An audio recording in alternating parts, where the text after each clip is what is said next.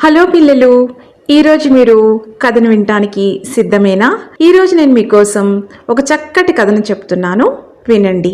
కథ కాకి అందం. అనగనగా ఒక అడవిలో కాకి ఒకటి ఉండేది. అది అక్కడి మిగతా కాకులతో కలిసి అప్పుడప్పుడు అడవి మొత్తం తిరిగొచ్చేది. ఒకసారి అడవిలోని కొలంలో హంసను చూసి, తెల్లగా ఎంత అందంగా ఉంది హంస, దీనంత సంతోషంగా మరే పక్షి ఉండదు, నేను ఉన్నాను ఎందుకు అనుకునేది. ఓసారి హంస దగ్గర ఆ మాటే అంది. నేను అలానే అనుకుని గర్వపడేదాన్ని, కానీ చిలుకను చూశాక నా అభిప్రాయం తప్పని అర్థమైంది. ఎరుపు ఆకుపచ్చ రంగుల్లో ఎంత బాగుంటుందో కదా చిలుక, అంది హంస. అప్పుడు కాకి చిలుక దగ్గరకు వెళ్ళి హంస అన్న మాటలను చెప్పింది.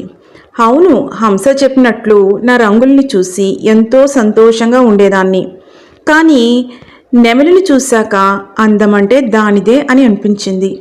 నాకు 2 రంగులే ఉన్నాయి, నెమలికి ఎన్ని రంగులో, అంది చిలుక కాస్త అసూయగా. వెంటనే నెమలిని కలిసి ఈ మాటలు చెప్పాలనుకుంది కాకి. అడవంతా తిరిగింది, కానీ దానికి ఒక్క నెమలి కూడా కనిపించలేదు. ఒకసారి అది దగ్గరి ఊర్లోని జూలో నెమలిని చూసింది. దాని వద్దకు వెళ్ళి, పక్షులన్నిటిలో అందమంటే నీదే, మనుషులకి నువ్వంటే ఎంత ఇష్టమో అంటూ పొగడ్తలతో ముంచెత్తింది. కాకి చెప్పేదంతా విన్న నెమలి దీనంగా ముఖం పెట్టి, నా అందం వల్లనే ఇక్కడ బందీనయ్యాను, అడవిలో ఉన్నంత వరకు వేటగాళ్ళకి భయపడి దాక్కుంటూ తిరగాల్సి వచ్చింది, చివరికి వాళ్ళ చేతికి చిక్కి ఈ జూలో పడ్డాను. ఇక్కడికొచ్చాక కాకి కంటే స్వేచ్ఛాజీవి మరొకటి లేదు కదా అనిపిస్తోంది. ఇక్కడ దాదాపు అన్ని పక్షులు బందీలుగా పెట్టారు, ఒక్క మీ కాకుల్ని తప్ప. నేనే కాకినై ఉంటే నీలా స్వేచ్ఛగా తిరిగేదాన్ని కదా, అంది.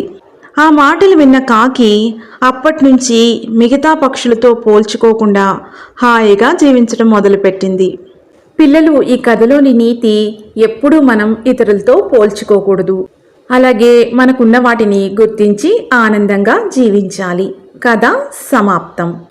మళ్ళీ మరొక చక్కటి కథతో మిమ్మల్ని కలుస్తాను. అంతవరకు సెలవు. మీకు కనుక ఈ కథ నచ్చినట్లయితే లైక్ చేయండి, షేర్ చేయండి, సబ్స్క్రైబ్ చేసుకోండి. Thank you.